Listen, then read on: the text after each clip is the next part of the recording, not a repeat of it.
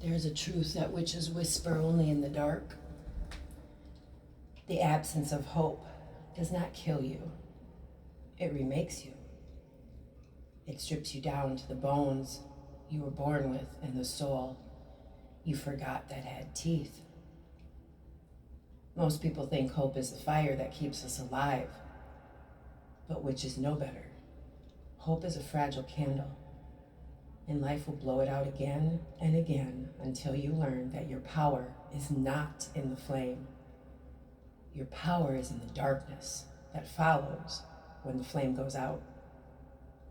Because when hope disappears, you stop waiting for rescue and you start walking like someone who has already died and come back, choosing yourself. I know, because I've walked that path. In witch lore, that shift is called the second birth. The moment the world stops pretending it loves you and you stop pretending you need it to.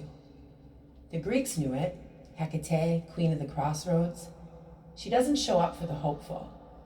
She shows up for the women walking alone, eyes hollow, past caring if the world burns because they've already walked through their own ashes. Persephone didn't ascend because she hoped.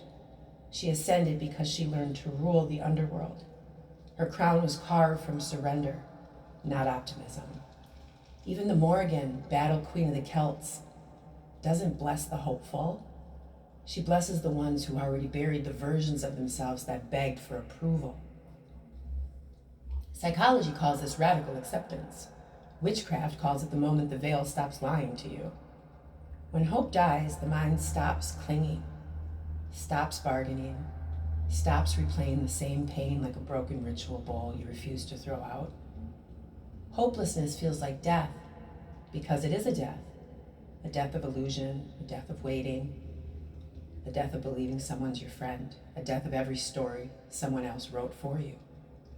But witches don't fear death. We perform it. We rehearse it. We descend into it with absolute intention because what dies in us makes room for what refuses to die in us. Let me give you a truth from the old witch mothers. The women who walk without hope are the ones who walk with power. Why? Because without hope, you stop asking.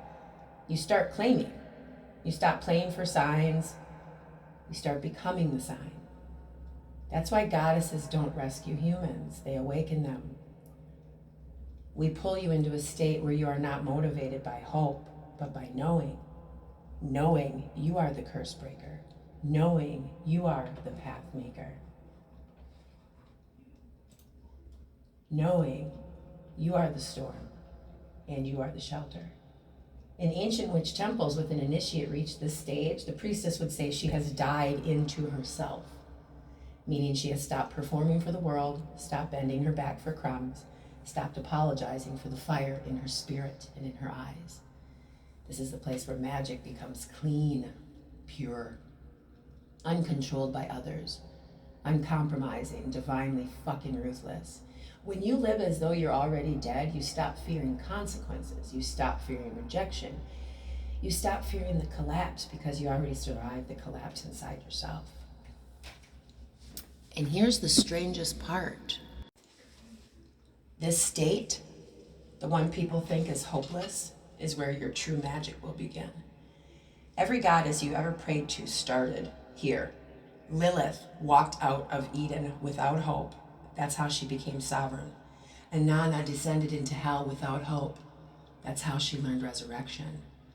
Bride burned with hope. That's how she became a forge. Hope is cute, but hopelessness, that bursts fucking miracles. Because in hopelessness, you become untamed. You stop waiting to be chosen. You choose yourself with a violence that fucking heals all.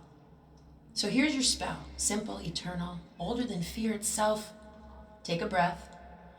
Name the thing you lost hope in. For me, it's humanity. I have lost hope in women, friends, and humanity. Don't sugarcoat it. Don't shame it. Don't dress it up like a polite lie. Say it. Let it fall. I have lost hope in fucking women friendships.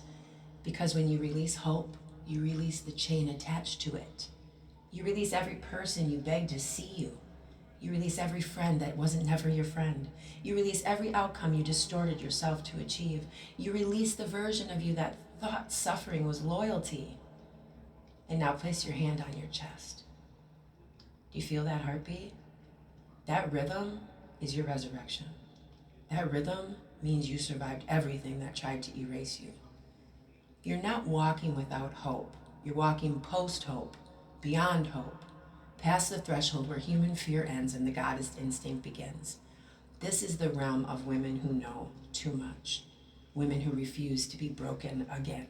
Women who rise not because of hope, but because of fucking truth. So listen closely. The absence of hope does not kill you. It rebirths you into the woman the world feared you would become. The one who cannot be swayed, cannot be gaslit, cannot be owned, cannot be talked out of her destiny. In this place, you don't chase light. You are the storm that forges light. You are the witch who walked death and came back a goddess.